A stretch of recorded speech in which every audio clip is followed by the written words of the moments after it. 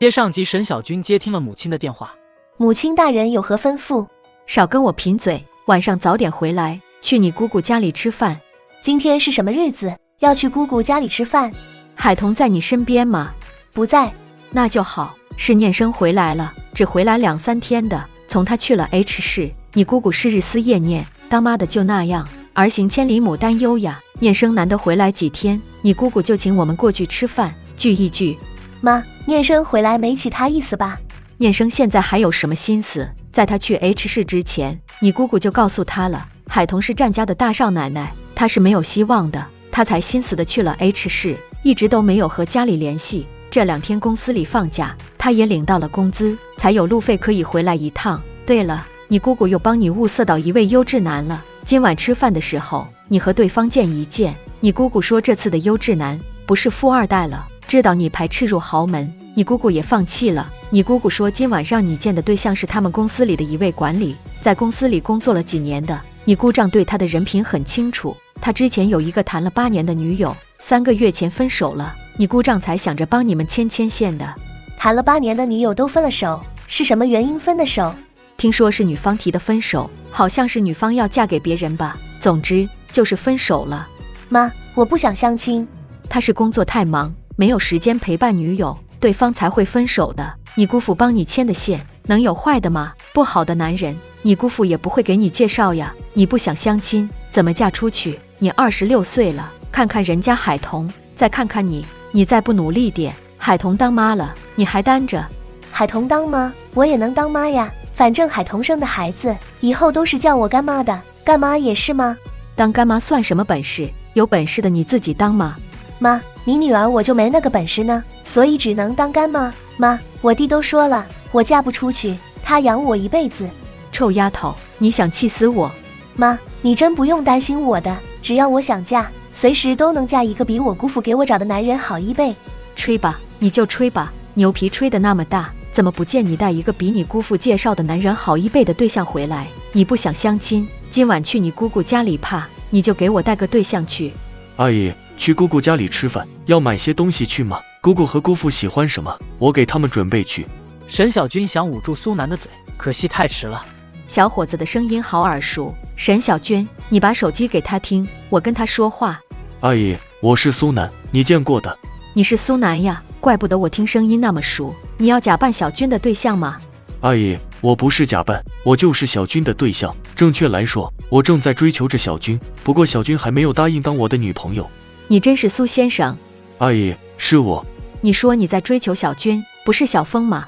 阿姨，我是个正常的男人，我只喜欢女的。可你对小峰那么好，我总以为你喜欢上我家小峰了。老是跟他爸说怎么办，我们要有一个男性的儿媳妇，问他能不能接受，他脸色黑得像炭。阿姨，我喜欢的是你女儿沈小军，我对小峰那么好，那是因为小峰是小军的亲弟弟，我讨好我未来的小舅子，走小舅子路线呢。我每次请小峰出来吃饭，小军不都陪着吗？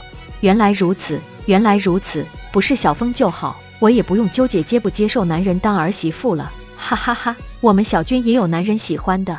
阿姨，我对小军是认真的，虽然我还没有追到他，但我很努力了，还希望阿姨给我一个机会，别给我添那么多的情敌。阿姨给你100个机会。哎呀，阿姨很欣赏你的，老是跟你叔叔说你喜欢的是小军多好呀，没想到美梦成真了。好，我跟他姑姑说，今晚不要再请那个优质男过来吃饭了，你跟小军一起去他姑姑家里就行。谢谢阿姨，今晚咱们一起去你姑姑家里吃饭。你说我要准备什么？我现在的状态怎么样？你就算是个渣渣，在我姑姑他们的眼里也是最优秀的。我不是渣渣，不是我自夸，放眼宛城，能比我优秀的男人真没有几个。苏总喜欢我，真是我上辈子烧的高香了。是咱们俩一起烧了一辈子的高香，所以这辈子我们俩能够相遇，这辈子咱们也要多烧点高香，若有下辈子还能再相遇。我们俩都还没有确定下来，你就在我妈那里。我不表明态度，你妈和你姑姑老是给你安排相亲，万一你又相中别人，我怎么办？还好我表明态度了，否则阿姨一直以为我是弯的，想追求你弟。你对我弟实在是太好，简直可以用宠溺来形容。你每次看我弟的眼神都是带着宠溺的，是你自己的表现让人误会，还怪我和我妈胡思乱想了。你弟弟就是我弟弟，我宠着我自己的弟弟有什么问题？问题是我弟不是你弟呀。我算是明白了，为什么最近我妈看到我和小峰的时候，总是叹着气说我姐弟俩该换一换，原来是因为你喜欢小峰。喜欢就要表露出来，还真不能拐弯抹角的。那是你们这些身居高位的大佬心眼多，才喜欢拐弯抹角。像我这种小老百姓，每天愁的是3餐，哪有那么多的心眼想着吱吱呀呀的。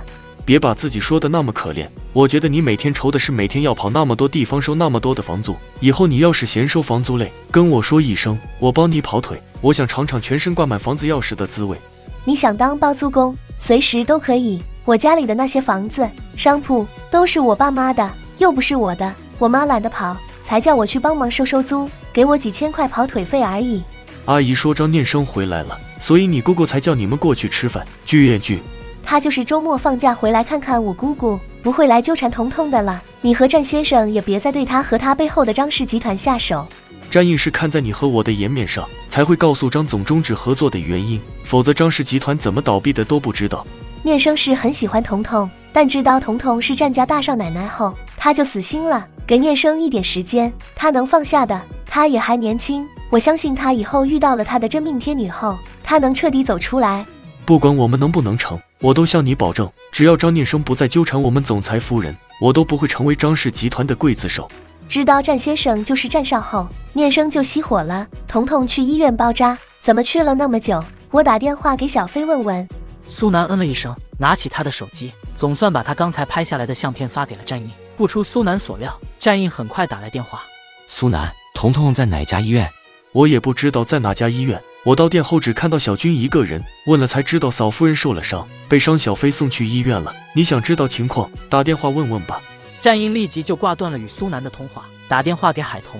彤彤，你在哪家医院？伤得重吗？我马上过去。彤彤的伤口包扎好了，也打了破伤风，现在输液消消炎，估计还要20分钟左右才能输完药液。怎么是你？彤彤呢？怎么就不能是我？彤彤在输液，不方便接听你的电话。还有其他事吗？没事的话，我挂电话了。你们在哪家医院？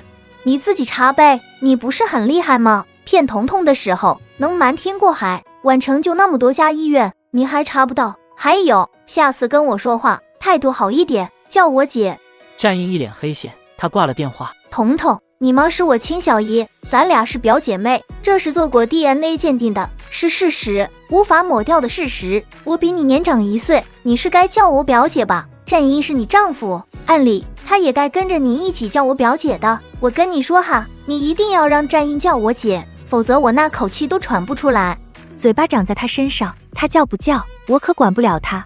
你可得管，你要是不管，他见到我依旧是黑口黑脸的，然后冷冰冰的叫着商小飞，我做不成他老婆，做他姐也不错，哈哈哈！我就想让战英叫我姐，你当时是不是很生气，把你的手当成战英来剪？才没有呢，我再生气也不可能自残，真的是意外，可能就是生气时力气特别大，一剪刀下去就这样了。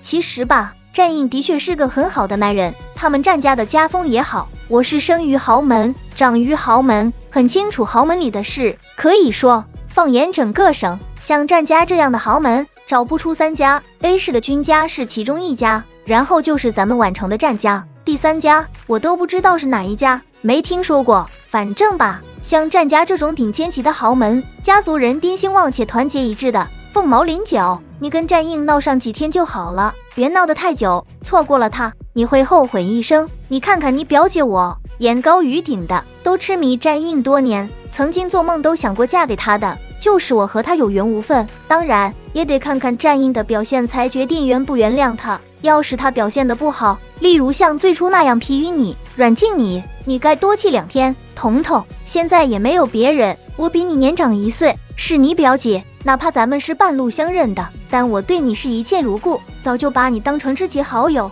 我跟你说的都是掏心窝的话。你和战印不会离婚吧？或许你在愤怒之下会想过离婚，但战印肯定不会同意离的。他不同意离，你就算去起诉离婚也没有用。在宛城，那是他的天下，既然不能离婚，那你得正视你们之间的现实问题。以前你不知道他是战家的大少爷，以为他就是个打工一族，你们就没有现实差距。现在知道他的真实身份了，现实问题跟着出来，你相信姐，豪门贵妇不好当的，你必须让你自己强大起来。我也相信你，只要努力了，你和海玲姐都能强大。你们身上有那股不认输的坚韧之气，你不能再安于现状，一个月就拿那么点钱。对于豪门贵妇人来说，你每个月的那点收入都不够人家买一只包。你以后代表的不仅仅是你个人，还有战印，战家大少奶奶，以后还是战家的当家太太。我妈当初是一介孤女，靠着自己的实力爬起来。饶是如此，她刚嫁给我爸的时候，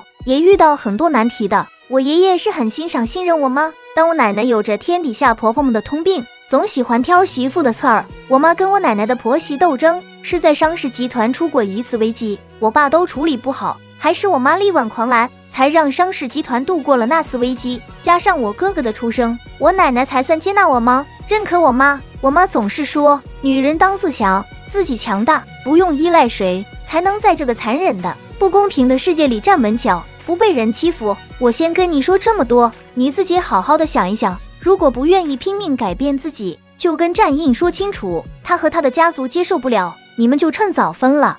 他们家又不是现在才知道我那么穷。也是，战家长辈都很开明，就算心里不认可你，明面上也不会对你做什么的，他们尊重小辈的决定，你只要考虑战印的想法就行。我觉得你们分不了，除非战印不爱你了，你们才能分开。但战印那种脾性的男人，霸道的很，也专情，你想分呀，估计要下辈子转世投胎才能分吧。小飞，我也觉得我和他的差距太大了，就算我们现在和好如初了，我总会觉得我配不上他，然后就会变得很敏感。敏感的人也容易闹脾气，闹脾气又容易争吵。我和他的感情本来就不深，老是争吵，那点感情经不起消耗。说分手吧，他现在的确不肯分。说实话，我也舍不得，我对他也是有感情的了。你让我好好的考虑考虑。海童想到的也很多，想他和战印未来会面对的可能会发生的事情。此时几个保镖跟着一个男人走进了注射室。